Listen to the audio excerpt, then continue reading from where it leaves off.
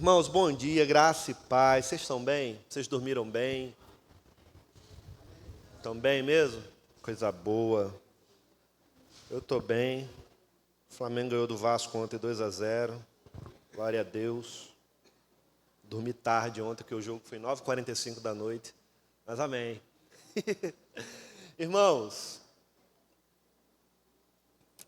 chegamos no capítulo 3 de 1 Pedro. Aê! Depois de 300 meses, chegamos no capítulo 3. Só uma recapitulação breve, né? Como eu sempre faço, só para a gente situar. Talvez alguém esteja vindo pela primeira vez, ou pela segunda, pegando o processo em movimento. Essa carta aqui de Pedro, ela é uma fonte de consolo para as nossas vidas, de refrigério. Conforme a gente tem participado das aulas, a gente tem percebido isso, né?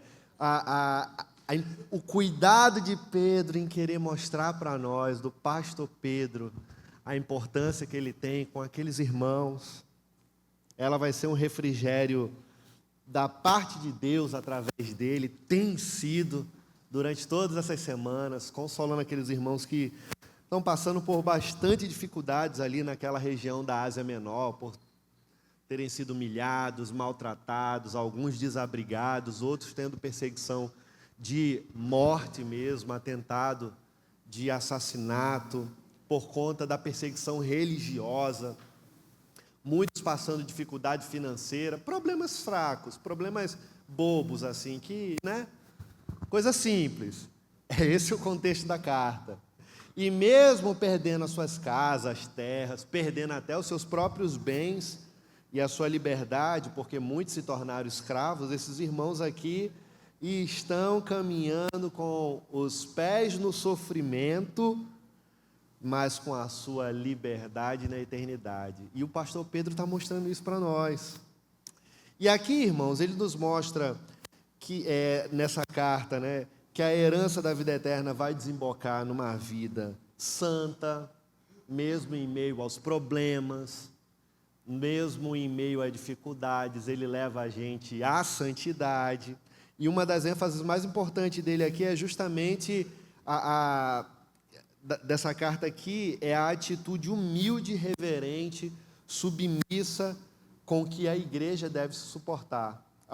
Com que a igreja deve suportar em meio às adversidades, em meio aos problemas, em meio às lutas que todo mundo está passando.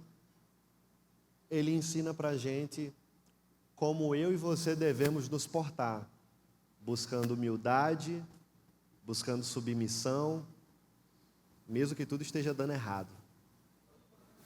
Parece difícil, mas é o Evangelho de Cristo, irmãos. Mostrou também que a gente não tem pátria permanente, nós ainda não chegamos em casa, nosso destino final é as regiões celestiais, Nova Jerusalém, nós vamos para o céu, uma vida santa, perfeita, sem dor, de extrema abundância, de prosperidade, de santa prosperidade na eternidade. Enquanto isso, nós vamos estar em meio às adversidades. E aqui, irmãos, a gente percebe, né, no final da carta, no final do capítulo 2, ele está tratando da submissão, e aí ele mostra a submissão de uma perspectiva geral, que independente da liderança, do corpo que conduz, a gente precisa se submeter não por causa da pessoa, não por causa do líder, mas sim por causa de Cristo. Nós nos submetemos primeiramente a Deus e não a pessoas, e porque nós nos submetemos a Deus, consequentemente, também vamos caminhar em submissão com pessoas, porque a gente entende o propósito maior. A gente viu também contrapontos como, por exemplo, quando é que eu não devo me submeter? A gente não deve se submeter quando uma figura de autoridade impõe certas... Fugiu a palavra agora. Mas certas orientações que vão de encontro com as Escrituras. E a partir do momento que qualquer coisa que vá de encontro às Escrituras, nós podemos nos posicionar e contra. E aí a gente viu até contrapontos, por exemplo, fazendo um paralelo, olhando como exemplo o casamento. Funções diferentes, mas tanto o marido quanto a esposa, eles se submetem a Cristo. O marido, como sacerdote do lar, ele cumpre a sua função, entendendo o seu papel, porque ele está se submetendo a Cristo. E em submissão a Cristo, ele consegue exercer o seu papel. E a sua esposa, consequentemente, ela se submete ao marido, porque ela entende que o marido ele está se submetendo a Deus, e porque ele se submete a Deus, ele exerce bem o seu papel, e é lógico que ela quer se submeter ao marido, porque ela tem plena convicção que ele também está olhando para Cristo, e porque ele está olhando para Cristo, ela também quer andar nessa direção, em submissão. E aí a gente percebeu que o princípio da submissão, ele está o quê? Relacionado a Deus, mais uma vez, e não a pessoas. Deixa eu fechar aqui, só porque o vento está batendo no microfone. Irmãos, quando passarem, já que o ar-condicionado está ligado, é importante deixar sempre a porta fechada, por favor, para o nosso bem e para o consumo da energia, porque é a gente que paga, através dos dízimos e das ofertas, tá certo? Então vamos lá. E aí ele mostra para nós essa perspectiva da submissão, depois nós vimos essa perspectiva dentro... Deu um branco agora. Qual foi o segundo ponto da submissão que ele mostrou para nós? Dentro do trabalho, por assim dizer, ele mostra a perspectiva dos escravos que nunca vão deixar de ser escravos. Vocês lembram disso? E as pessoas não vão sair dali. São escravos. Mas ele, por entender o Evangelho de Cristo, ensina essas pessoas a viver o Evangelho de Cristo onde elas estão, e através dessa atitude de submissão, os escravos vivendo o Evangelho tiveram a oportunidade de impactar os seus senhores, e num trabalho poderoso de evangelização, para pensar nisso. Ed, eu nunca vou pregar, eu nunca vou falar aí na frente, eu nunca vou evangelizar, pregar para falar para muitas pessoas, mas você pode falar para uma. Esses escravos aqui falavam para poucas pessoas, por trás da cortina, quando ninguém via. Mas a atitude deles, vivendo o Evangelho, causou transformação, salvação e alcançou muitas pessoas no Império Romano. E aí, nos anais da história, vai dizer que o Evangelho espalhou pelo Império Romano, também através desses escravos que eram invisíveis para a maioria das pessoas. E Deus, de maneira poderosa, foi entrando, alcançando e transformando vidas. E aí, chegamos no capítulo 3, ele vai começar a mostrar para nós algo muito importante que vocês gostam. Vou tomar um café. Ele vai falar sobre o relacionamento saudável entre marido e mulher. Olha o que ele vai tratar agora. E aí, depois de ele tratar sobre essa esfera ampla de relacionamentos, irmãos, social, do trabalho, por assim dizer, tocando nas relações mais estreitas dentro da comunidade, da perspectiva doméstica, ele agora chega nesse círculo que é extremamente íntimo. Casamento é um local de intimidade, que deveria ser, na maioria das vezes, um local de intimidade bom e agradável, mas às vezes pode se tornar dolorido ou desagradável, mas é um local de intimidade. E nesses 7 primeiros versículos aqui, ele vai tratar justamente dessa intimidade matrimonial, porque ele percebia que dentro do contexto desses irmãos ali da Ásia Menor, algo de errado não estava certo. Algumas coisas precisavam ser conversadas, pessoas precisavam ser orientadas. E aqui a gente vê, né, irmãos? No meio dessas exortações todas aqui, a gente tem o supremo exemplo de Cristo, padrão de conduta para todos os cristãos, especialmente aos que sofrem mais, como a gente viu no capítulo 2. E a gente percebe que, olhando para Cristo, esse fato, irmãos, é o fundamento para a ética cristã. Que fato é esse?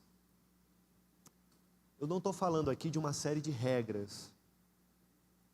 A gente começou a tratar de pontos específicos que não são regras que a gente cumpre, como na matemática, onde 1 mais 1 são 2, mas sim que quando a cumprimos, olhando para Cristo, nós perceberemos uma transformação que não é um cálculo matemático exato, mas extremamente subjetivo, porque cada caso é um caso, cada história tem as suas variações, cada relacionamento tem os seus desafios, mas olhando para Cristo, nós encontraremos a solução. E nós vamos examinar justamente aqui à luz do texto, a conduta do marido e esposa, nesse contexto do casamento, e ele começa primeiro com as mulheres, primeiras damas. Ele começa primeiro com as mulheres, e aqui ele vai dedicar a maior parte do tempo a elas, por incrível que pareça. Pedro vai dedicar a maior parte do tempo para elas, porque ele está fazendo isso porque, e especialmente essas mulheres aqui, elas enfrentavam dificuldades. Aparentemente mais dificuldades do que os homens. Era uma dificuldade cultural, era uma dificuldade social, e muitas delas enfrentavam especialmente o casamento misto, o casamento de julgo desigual, onde elas eram cristãs e o marido não era. E aí, dentro desse contexto, Pedro percebe que precisa cuidar dessas irmãs. E quando a gente olha para a cultura do primeiro século, a gente vai perceber que a mulher, ela seguia necessariamente a religião do marido. Sempre seguia. E se o marido adotava a fé cristã, sua esposa também devia fazer o mesmo, se tornava cristã. Às vezes só por prática, mas não no coração, mas, enfim, era obrigada, então ela ia. Por dentro ela poderia até não querer ir, mas ela ia.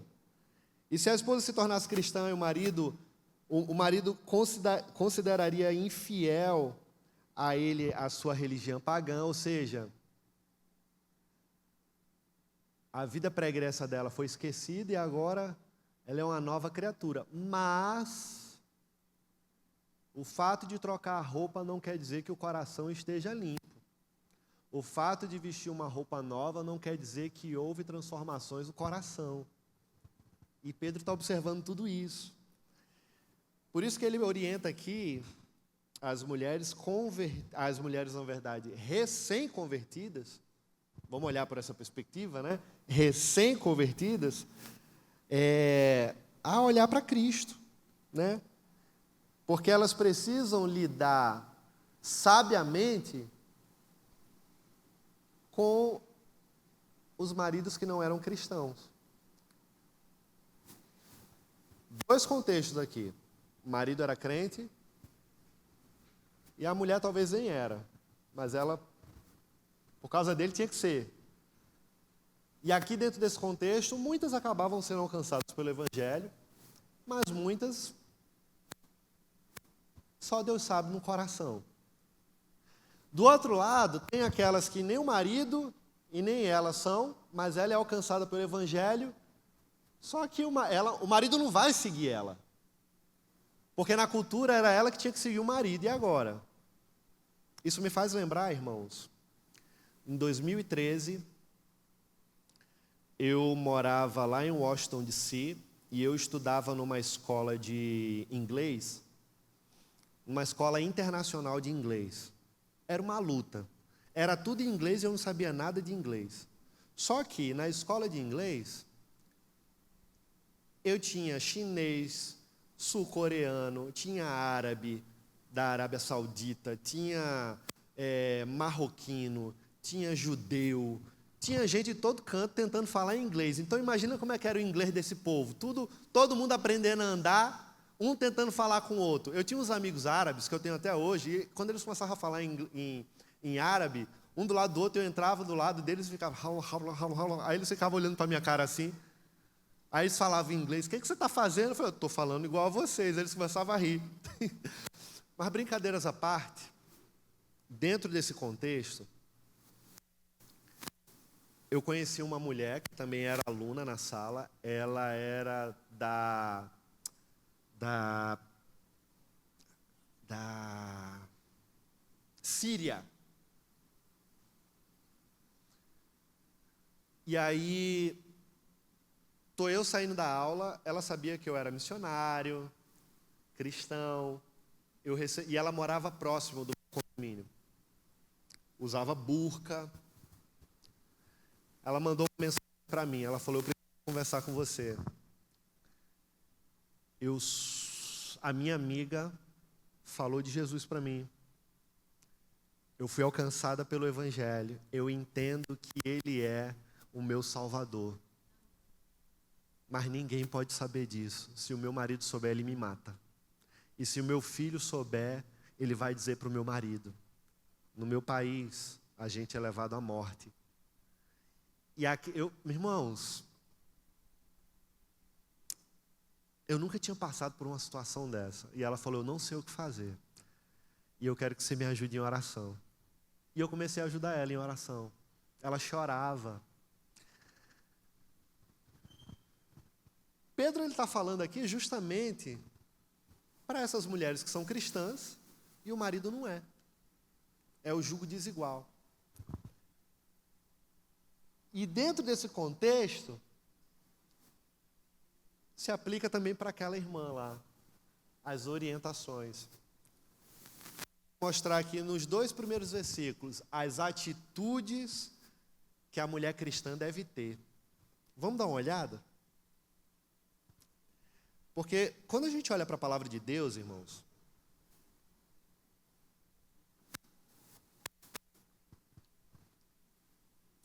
a palavra de Deus, ela normativa os princípios que devem reger todo relacionamento conjugal.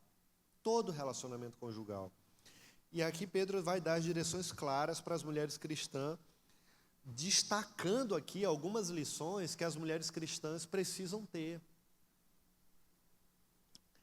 Em primeiro lugar, na parte A do versículo 1, Pedro vai mostrar para nós a submissão da esposa ao marido como um mandamento.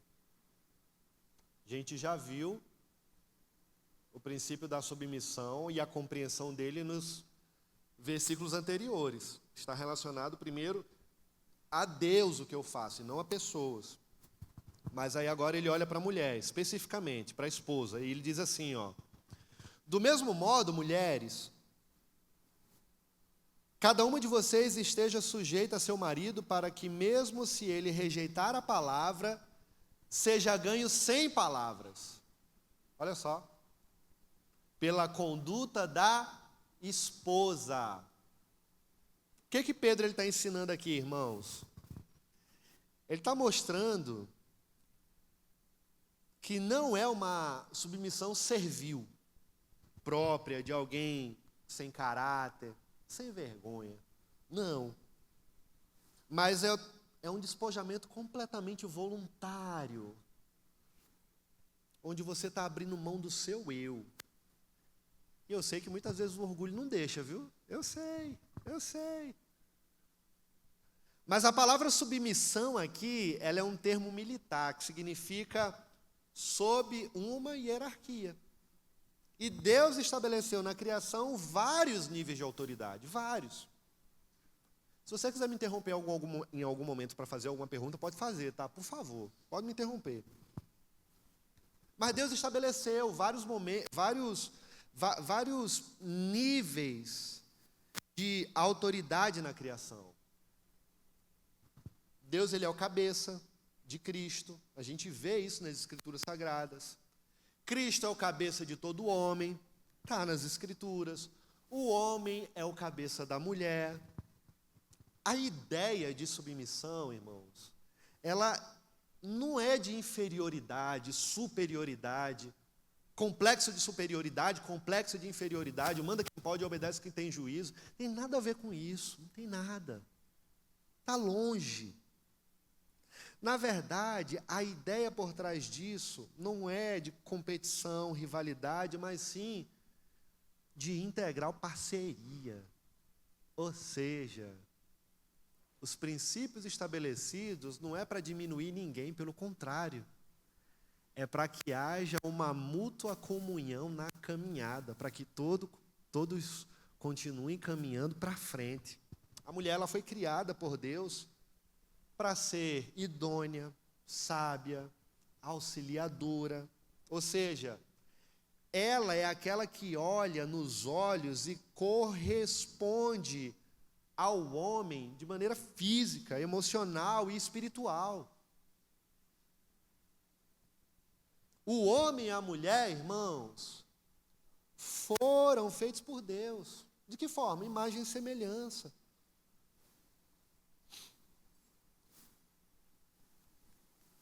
Como diz lá em Gálatas 3:28,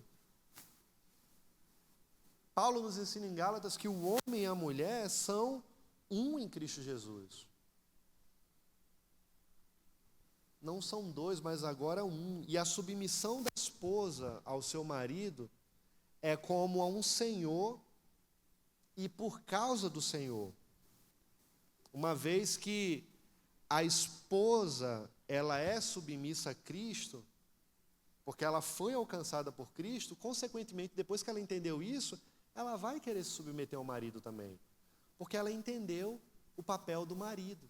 Obviamente que, se o marido ele não exerce o seu papel, ela não tem como cumprir a sua missão. Muitas vezes ela vai fazer, e se o marido ele não corresponde, ele vai desconstruir o que ela faz.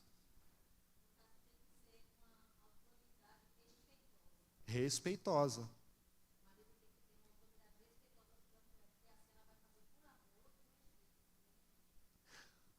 Um dos motivos que a maioria dos casamentos acabam, terminam, sabe qual é, irmãos? A falta de respeito. Um começa a brigar com o outro,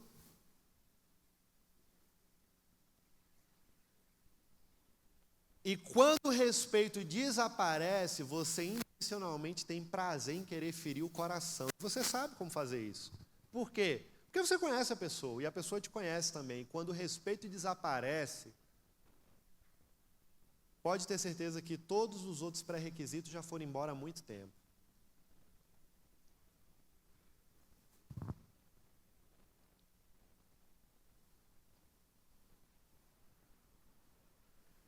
O que a gente está vendo aqui?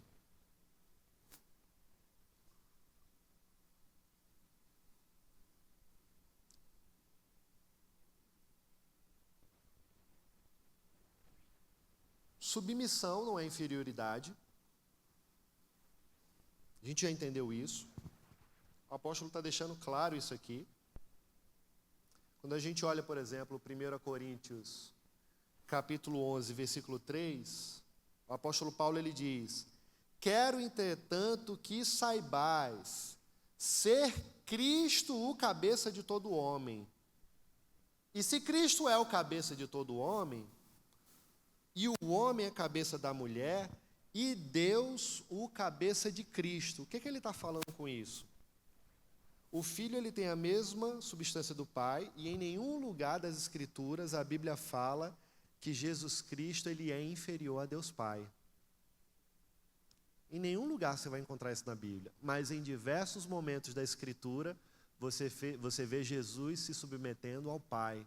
A oração do Getsêmani: Pai, se possível, afasta de mim esse cálice. Ele sabe do que vai acontecer, a condenação, o pecado da humanidade. Contudo, seja feita a tua vontade.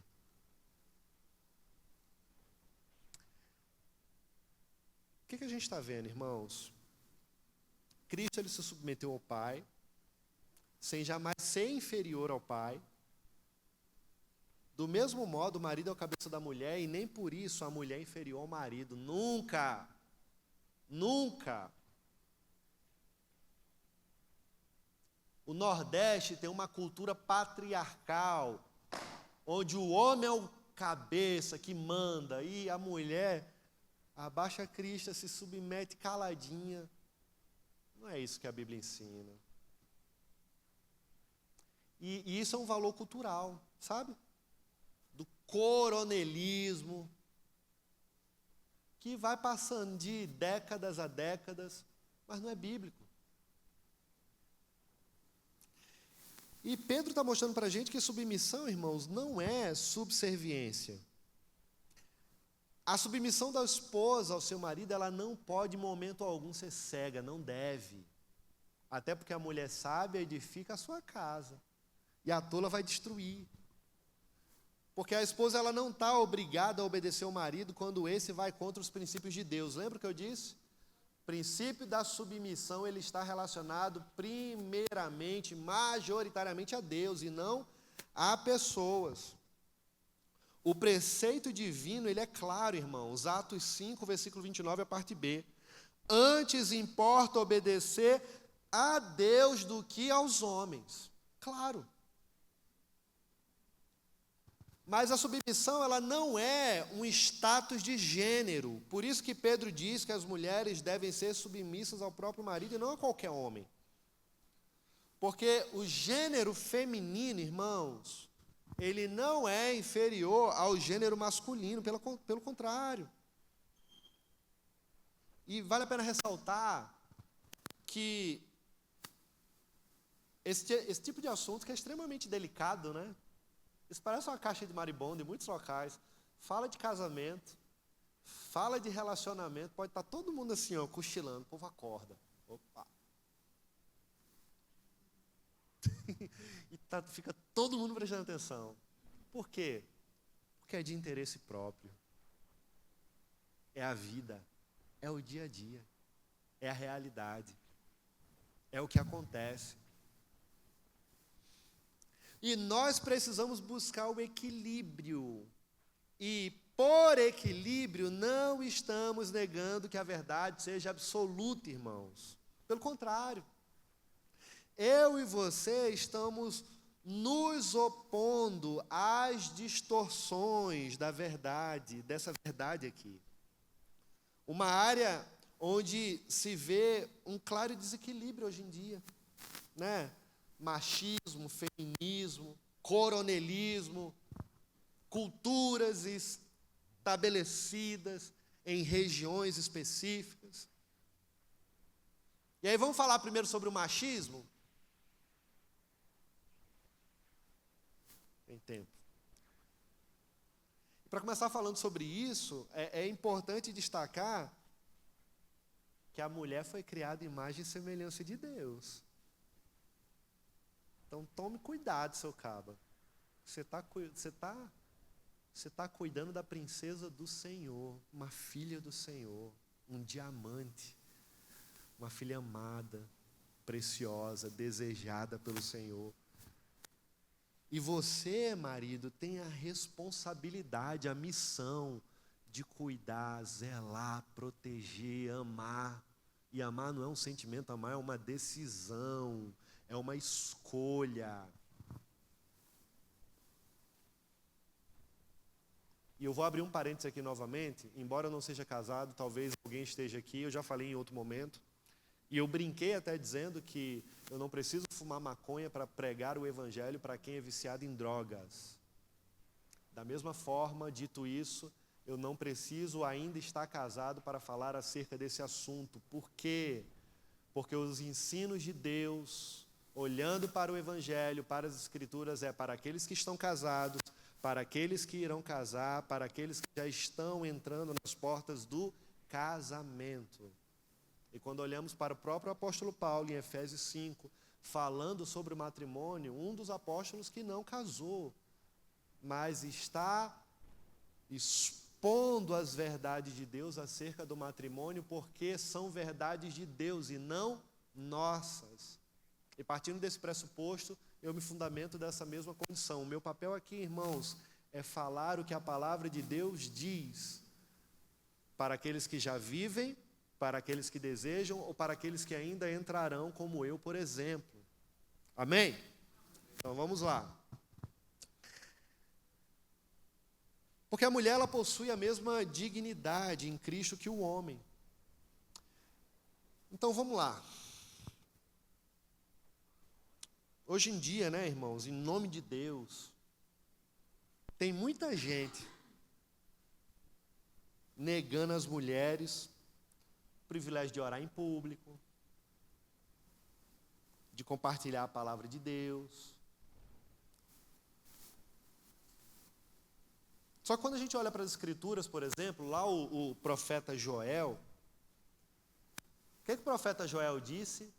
Que Pedro prega, quase que eu não me perco nas palavras, Pedro prega lá em Atos 2, na festa de Pentecostes. O que o profeta Joel fala? Ele utiliza as palavras do profeta Joel, que derramaria o seu espírito sobre todo o quê?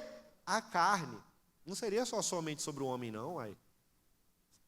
Ia ter um negócio errado aí. Então, se derramou sobre todas as pessoas, nós temos direitos, nós temos liberdade, nós podemos. E no Pentecostes, essa promessa, ela foi prometida e cumprida, irmãos. E todos os 120 discípulos que estavam ali, para vocês que acham que eram apenas 12 discípulos, tinham mais. 12 eram os que Jesus caminhava diretamente. Mas existia uma igreja todinha que caminhava junto.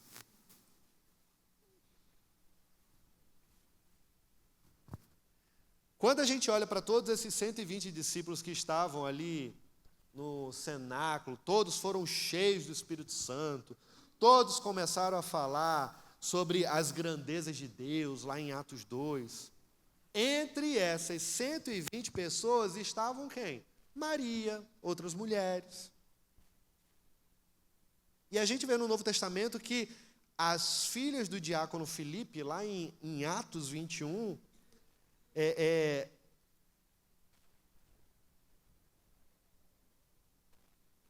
elas eram profetisas.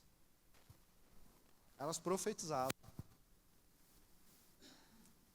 E o dom da profecia, quando a gente olha para as Escrituras, está acostumado a ver aí fora, porro, assim diz. Não estou querendo dizer que Deus não possa falar dessa forma. Eu sou, biblicamente, teologicamente, continuista. Eu creio que os dons não cessaram, mas existe uma ordem e decência que tem desaparecido no decorrer dos tempos. Deus é um Deus de ordem, Deus é um Deus de organização, Deus é um Deus que fala, Ele fala com ordem e decência. E o dom de profecia, quando nós olhamos aqui para esse contexto de Atos 21, é exatamente o dom de anunciar a palavra de Deus. Ou seja, as mulheres tinham voz. É a mesma Bíblia que estabelece a ordenação para os ofícios sagrados, irmãos, apenas para os homens, ela também concede às mulheres o direito da palavra. Ou seja, mulher pode pregar, mulher pode compartilhar o evangelho, mulher pode ensinar. Mas deixa-me dizer, biblicamente, ministério pastoral feminino não é bíblico. Tá certo? Existe uma diferença. Existe uma diferença. Mas, biblicamente, o ministério pastoral feminino, ele não é bíblico. Mas isso não quer dizer que as mulheres não possam trabalhar no corpo, servir no corpo.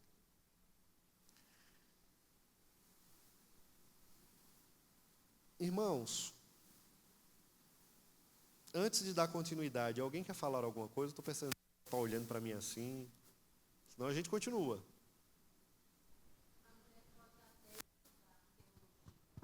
Pode e deve. Pode estudar teologia e deve.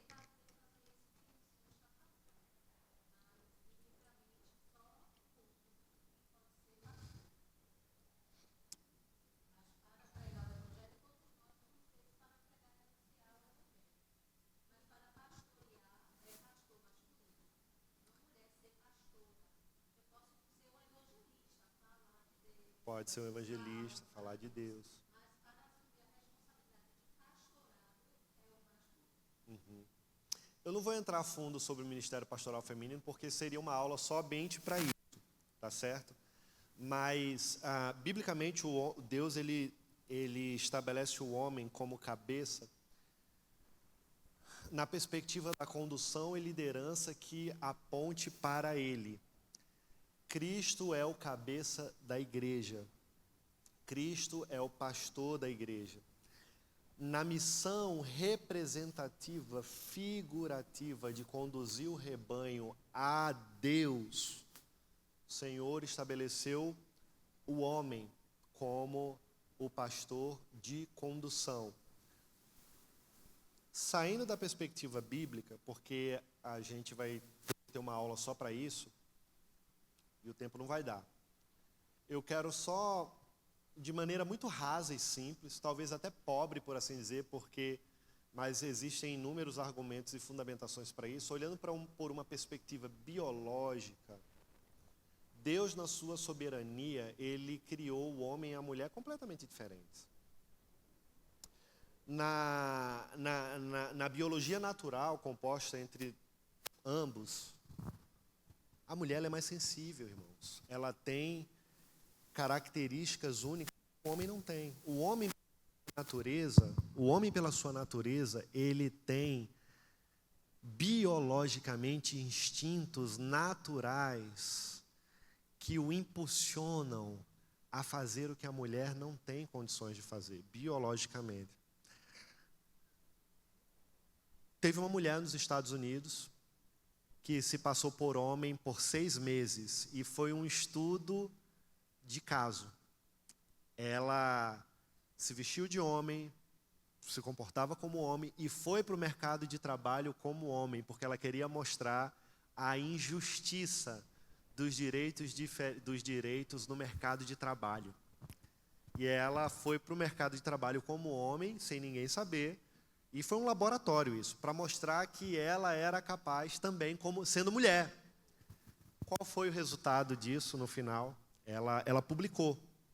Depois desses 6 meses, ela publicou dizendo que realmente percebeu que ser homem é muito difícil.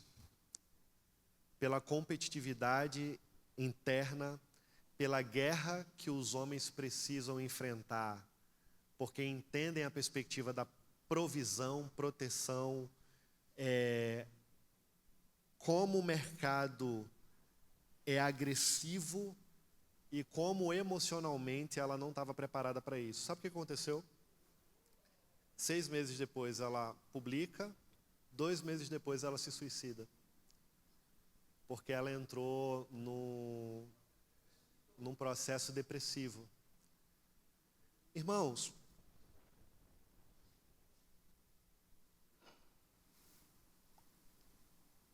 existem pesos e responsabilidades que é para o homem. E não é porque a mulher seja mais frágil e inferior, tem nada a ver. A mulher ela tem uma delicadeza, uma sensibilidade, uma percepção, uma habilidade que os homens não têm. Por isso que Deus ele é tão sábio em estabelecer a união de pessoas tão diferentes, onde ambas se completam no casamento. Papéis diferentes com um único propósito. É simples. Essa é a soma de 1 mais 1 é 1. E não são 2. Porque os 2 passam a ser 1.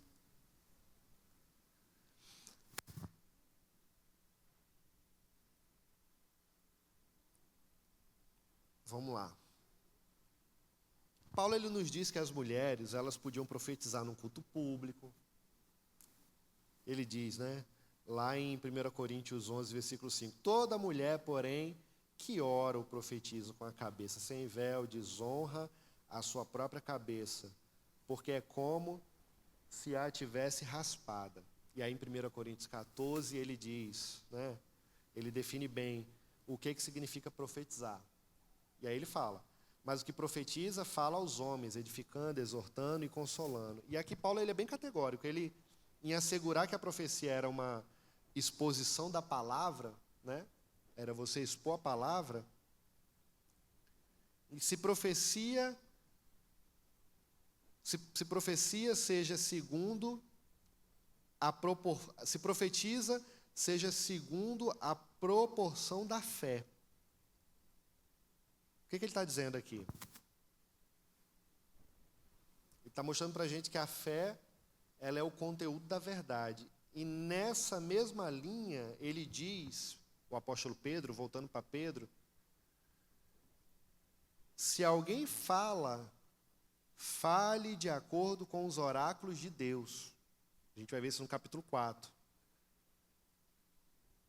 E aí, para que não fique dúvidas de que a profecia era a pregação da palavra de Deus, Paulo, ele afirma: toda a escritura inspirada por Deus é útil para o ensino, para a repreensão, para a correção, para a educação na justiça, a fim de que o homem de Deus seja perfeito e perfeitamente habilitado para toda boa obra. O que a gente vê aqui? As mulheres poderiam profetizar, e profetizar é falar de Deus, profetizar é falar da parte de Deus, expondo as escrituras de Deus. E aí muitos estudiosos, eles confundem submissão com subserviência. E aí vai ter aqueles que inclusive defendem que a submissão da esposa ao marido deve ser incondicional. Obedecer independente das circunstâncias, uma vez que o marido, quem deve arcar com as consequências dessa obediência cega da esposa. Essa responsabilidade é do marido, não é da esposa. O marido, ele ama primeiro, protege primeiro, provê primeiro, sangra primeiro, e permita-me dizer uma coisa, deve até pedir perdão primeiro. O marido é o líder, irmãos.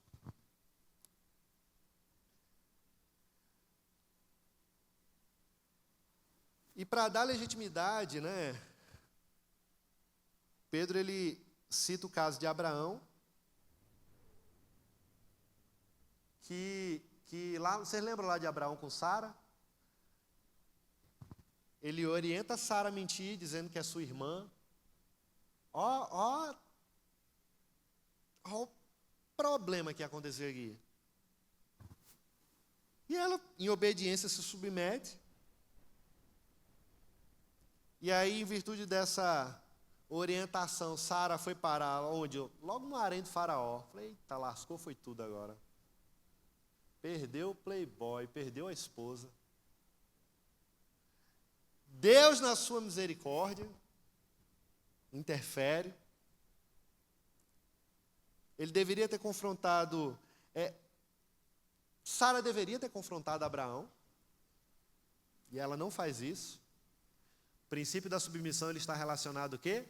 A Deus. Ela não faz isso. Se torna cúmplice dele.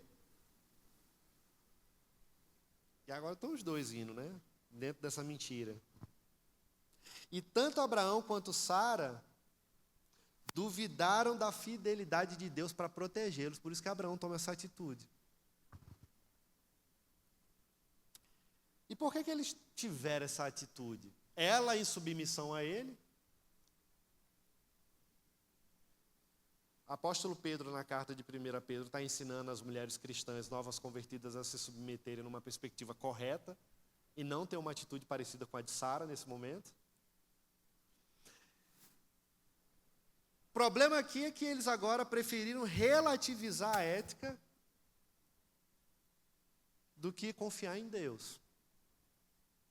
Só que em momento algum, irmãos, nas Escrituras, a gente vai ver a palavra de Deus ensinando eu e você a transgredir uma verdade em nome de uma submissão. E tem gente que faz isso sem perceber. Porque a submissão do cidadão, minha, sua, ao magistrado, por exemplo, do empregado ao patrão, da esposa ao marido, dos filhos aos pais, ela tem limites. E uma falsa interpretação das Escrituras vai ser justamente dizer que a mulher ela deve se sujeitar ao marido mesmo quando ele está errado. E mesmo quando exige da esposa aquilo que fere sua consciência iluminada pela verdade de Deus. E aí a gente pode ver até, de repente, um mau uso da Bíblia exigindo que a mulher peque contra Deus para se sujeitar ao marido. Teve um caso que eu acompanhei lá em Brasília, de uma irmã cristã, da presbiteriana, que separou do marido, não era crente, porque o marido queria que ela tivesse práticas pecaminosas no casamento, orgias, levando outras pessoas para práticas sexuais dentro do casamento, e querendo levar ela também para a casa de swing, para ter relação sexual. São casais que vão para... Tem criança aqui? Dormindo ali. São casais que vão para encontrar com outros casais, e aí vocês sabem o que acontece. Ela separou dele, irmãos. Por quê? Porque ela temia o Senhor. Num caso como esse, ela não estava errada. Porque ela jamais iria de encontro para pecar contra o seu Senhor. E muitas vezes uma falsa interpretação das Escrituras vai levar pessoas a se sujeitar ao marido, ou o marido... se sujeitar ao marido, mesmo quando o camarada está errado. E aí você vai fazer isso com base nessa compreensão de que eu devo me submeter ao marido. Está errado, irmãos.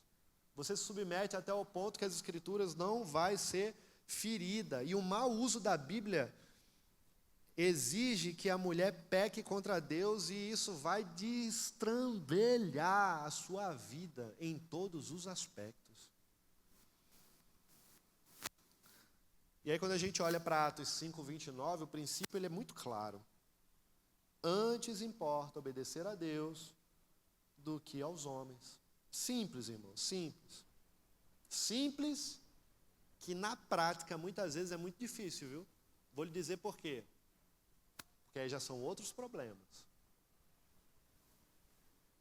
Tem pessoas que estão envolvidas emocionalmente numa dimensão tão grande que elas sabem que está errado, mas não conseguem se libertar. Correntes invisíveis, emocionais, que prendem. Eu tenho um caso familiar, por exemplo. É sempre bom trazer exemplos práticos, né? Eu tenho um caso familiar de uma pessoa da minha família que casou e viveu 20 anos com seu marido. E esse homem estuprou emocionalmente, psicologicamente ela. E durante anos, ela se viu presa a ele em práticas pecaminosas, sabendo que estava errado, porque não conseguia se libertar. A dependência emocional, justamente. Aí, nós abrimos um parêntese para uma outra área, uma outra necessidade, uma outra carência, onde pessoas precisam de cuidado, acompanhamento, reparo. Porque tem pessoas que clamam, mas não sabem nem por onde começar. E a verdade é que existem muitos casamentos nos dias atuais que vivem essa realidade, onde do lado de fora aparentemente está tudo bem, e do lado de dentro uma prisão emocional acorrenta, fazendo com que as pessoas não consigam resolver os problemas que são claros que deveriam ser tratados. É uma realidade, infelizmente. Mas Pedro, ele está sendo claro aqui. Vocês precisam olhar para o Senhor. Vocês precisam se submeter a Deus. Vocês não podem continuar nessa prática pecaminosa. Acorda. Existem coisas na vida que nós precisamos fazer, onde Deus já nos libertou na cruz do Calvário, mas nós precisamos também nos posicionar. Porque uma verdade é fato, irmãos. Deus, ele faz tudo. Mas existem coisas que ele não vai fazer por mim e nem por você, porque ele espera que você faça. Quando Jesus ele vem andando sobre as águas, Pedro fala, deixa eu ir ao teu encontro, e ele falou, vem.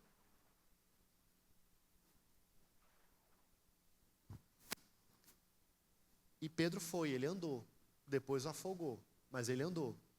Mas como Jesus disse, vem, ele falou o quê? Pedro começou a afogar, o que Jesus fez? Salvou ele. Pedro não morreu afogado, por quê? Porque ele deu uma direção. E se ele deu uma direção clara, ele não vai deixar com que o seu filho se afogue. Da mesma forma, os princípios e orientações, ele nos estabelece para que eu e você possamos cumprir no percurso. A gente pode até talvez começar a afogar por conta das adversidades e dos problemas, mas ele não vai deixar eu e você morrer no meio do mar, se nós estivermos fazendo a sua vontade. As lutas estão aí, mas ele está no controle. E eu e você precisamos cumprir o que ele nos ensinou. As mudanças, elas não vão acontecer enquanto nós não compreendermos também que o nosso papel precisa ser feito. Amém?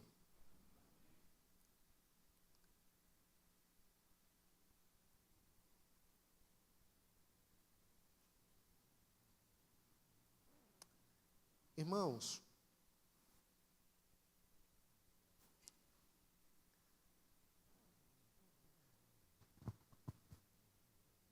a submissão da esposa ao marido, ela é exclusiva.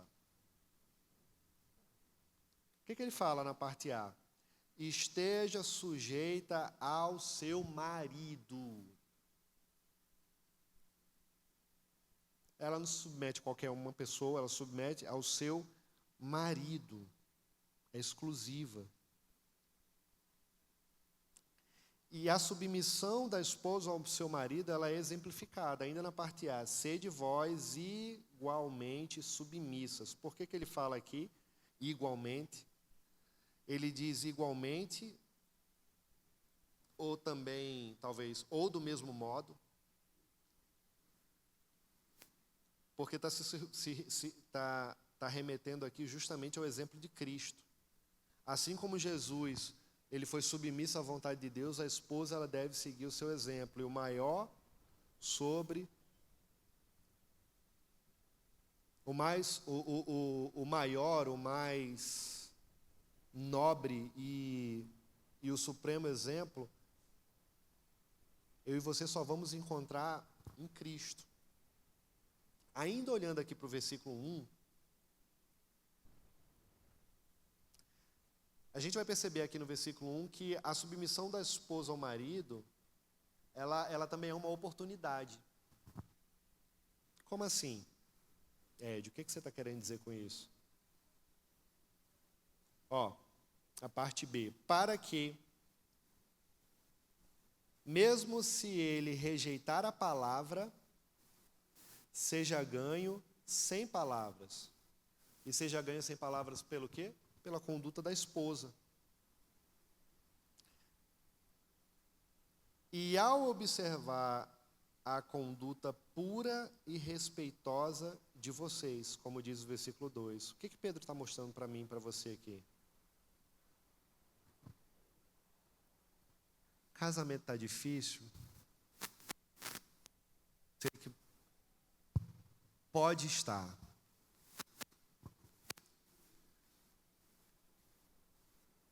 Tem irmãos que falam, Ed,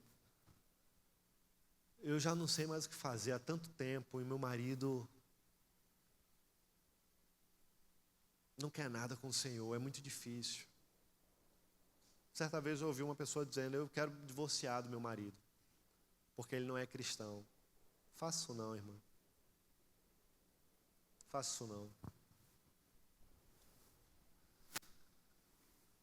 Não deveria ter casado, se você já era cristã. Se você foi alcançada pelo Evangelho depois, nem um caso nem o outro deve divorciar. Mas o conselho é, você que é cristã, procure alguém que seja cristão, para você não ter dor de cabeça lá na frente. Ah, mas ele é uma bênção, um amor de pessoa, um rapaz maravilhoso. Tem a mesma fé? Depois de uma semana de trabalho, depois de uma rotina do dia a dia, o camarada vai querer fazer qualquer coisa, menos ir para a igreja. Por quê? Porque ele não é cristão. Ele não teve esse encontro com o Senhor. Vai fazer o quê? Não vai. Você vai começar a desanimar. Por quê? Você vai estar do lado dele, você vai querer estar junto dele. Você não vai. Se você é cristã e ele não, case não. Mas se já casou, separe não. Aí você quer me deixar maluco? Maluca? Pedro, ele não aconselha a mulher cristã a abandonar o marido não crente. Ele não faz isso em momento algum.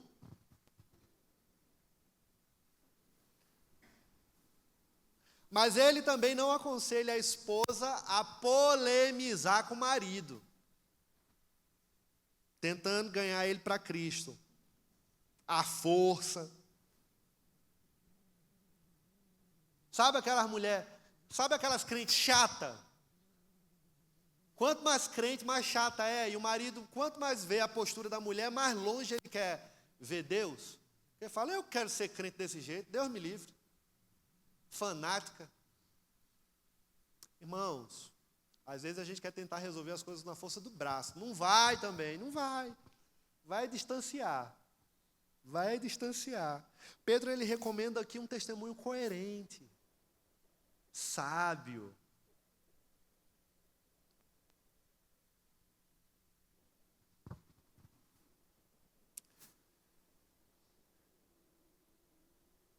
Irmãos, a pregação silenciosa de uma vida santa, ela vai derrubar as barreiras preconceituosas das pessoas que ainda não foram alcançadas pelo Evangelho. Sabe por quê?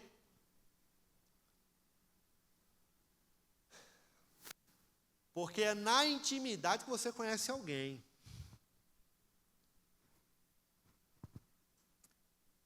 E é na intimidade que o seu marido vai lhe observar. O seu testemunho no dia a dia. Esse amor que tanto você fala de Jesus, eu quero ver ele na prática. Como é que são as suas atitudes? E aí a submissão da esposa, irmãos, é um testemunho que vai ser eficaz se ela entender isso. É uma vida exemplar. Que nesse caso aqui, vai ser melhor do que palavras. A fé, ela vem pelo ouvir e ouvir a palavra de Deus. A gente sabe disso. E eu tenho certeza que uma mulher que é crente já deve ter falado de Jesus inúmeras vezes para o marido, até o ponto de se tornar chata.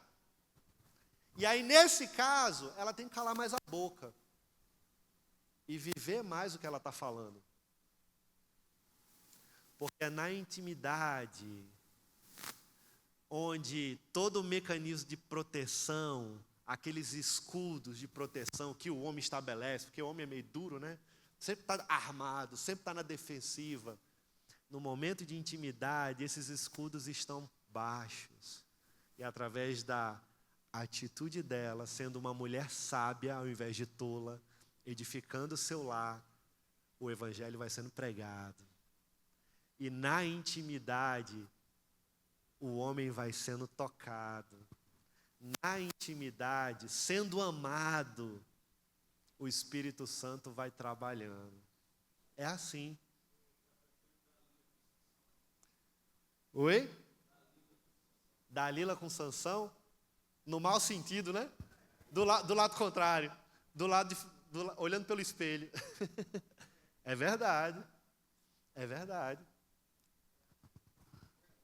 Oi. Fala mais alto para eu ouvir.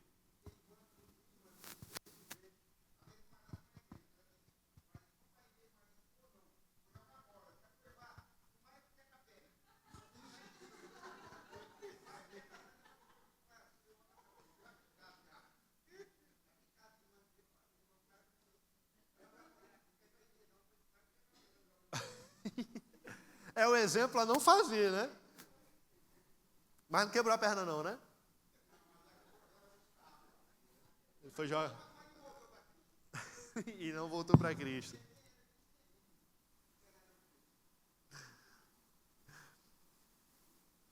Irmãos, olha olha o que Pedro diz no versículo 3. Eu vou ler o versículo 3 e a gente vai parar nele. Ele falando da beleza externa da mulher. A beleza de vocês não deve estar nos enfeites exteriores, como cabelos trançados e joias de ouro ou roupas finas. Eu vou ter que andar feio agora, é? Você está dizendo isso, é? Não, irmãos, não tem nada a ver. Tem nada a ver. Mas quando a gente olha para as mulheres do primeiro século, as mulheres não tinham participação nenhuma na vida pública, né? Não tinham acesso a nenhum tipo de trabalho fora do lar, era só dentro de casa. As mulheres ricas, sempre as ricas, né? Gastavam seu tempo com coisas fúteis e muitas delas investiam toda a energia em cuidar da beleza exterior. Não é muito diferente hoje em dia, não. Relegando uma posição de descaso ao cultivo da beleza interior. Tem tanta mulher hoje que é bonita, mas é tão vazia por dentro. Não é muito diferente, não. E Pedro chama a atenção das mulheres aqui para não imitar esse modelo. Parece que ele está escrevendo para hoje isso, né? Dito isso, faça academia, cuide do seu corpo, fique bonita para o seu marido ou para o seu futuro marido, cuide da sua saúde, se valorize, compre perfume, passe perfume, compre roupas bonitas, fique linda, maravilhosa, para a glória de Deus, para o seu marido, e pronto. Mas, antes de tudo, cuide do seu coração. E Pedro chama a atenção das mulheres cristãs para não imitarem esse modelo. Claro, irmãos, com isso Pedro ele não está incentivando nada disso que eu acabei de falar, né? Que a gente deve, de fato, a gente não, as mulheres, como o homem também, deve se cuidar. Deve haver um equilíbrio aqui. A mulher virtuosa de Provérbios, lá no capítulo 31, né? Ela tinha bom gosto para se vestir. Ela não era besta, não. Ela se cuidava. O marido chegava em casa, ela estava cheirosa, bonita, cabelo escovado, linda. Os perrengues do marido, tudinho se desarmava quando via aquela beleza, aquela receptividade. Acaba chegava bruto, se desmanchava, acabou. Desarmava. Porque a mulher sabe, edifica o seu lar. Não sei, eu acho que ninguém faz isso aqui, não. Acho que enquanto as crianças estão descendo, né? Eu vou parar por aqui dizendo isso. Graças a Deus, eu acho que ninguém faz isso aqui. O marido chega do trabalho, cansado, um dia difícil, vários problemas na empresa, com gente. Problema, conta para pagar, e problema em cima de problema. Aí chega em casa a mulher. Olha, aconteceu isso aqui,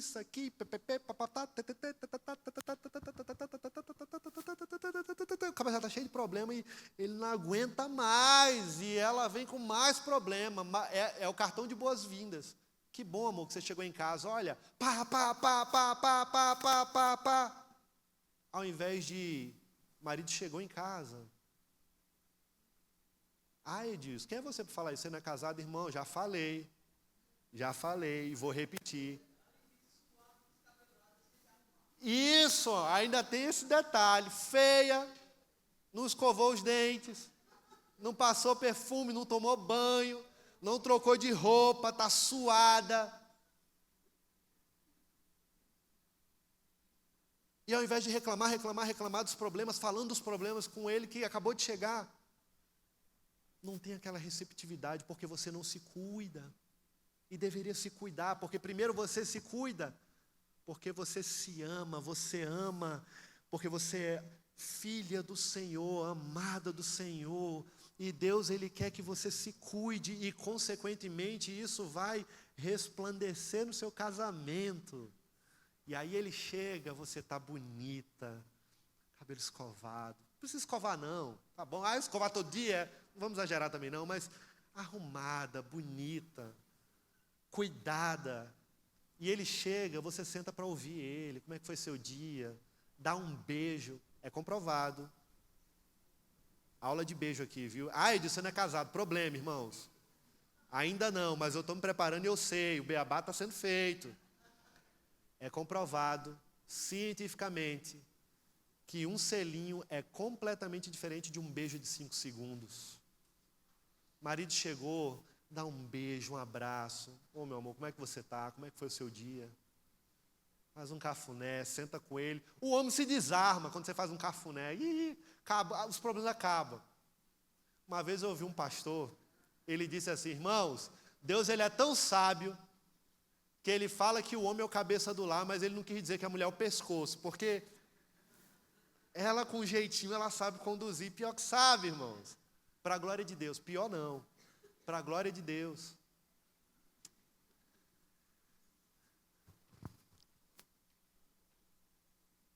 E Pedro está mostrando para nós aqui, né, que a mulher de Provérbios, ela cuidava bem do corpo, ela entendia que a beleza interior precisava sobressair a beleza exterior, mas ela cuidava das duas. E as mulheres cristãs precisam fazer isso também. E aí você está reclamando do seu casamento, mas você não está fazendo nem o beabá, não está fazendo nem o dever de casa direitinho, tem que fazer, para a glória de Deus e para o seu casamento. Amém? A partir de hoje, maneira simples, dever de casa, se cuide mais, para o bem do seu casamento, para o bem do seu relacionamento, para a glória de Deus. Eita, que é criança. Amém? Deus abençoe. O Senhor aplique. Depois a gente vai chegar nos homens, viu? Não se preocupe, não. Tá bom, irmãos? Deus abençoe. Paramos aqui no capítulo 3, no versículo 3 do capítulo 3.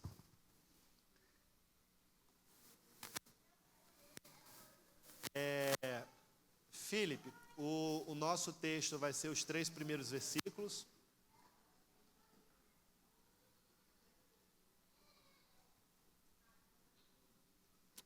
Vou passar para o pastor Maurílio, ele vai conduzir esse momento agora.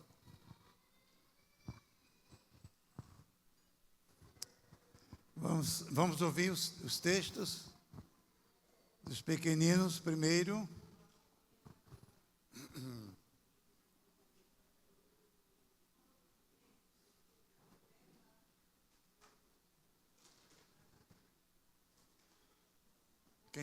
Hoje não tem, não? Ah, tá. Tá bom.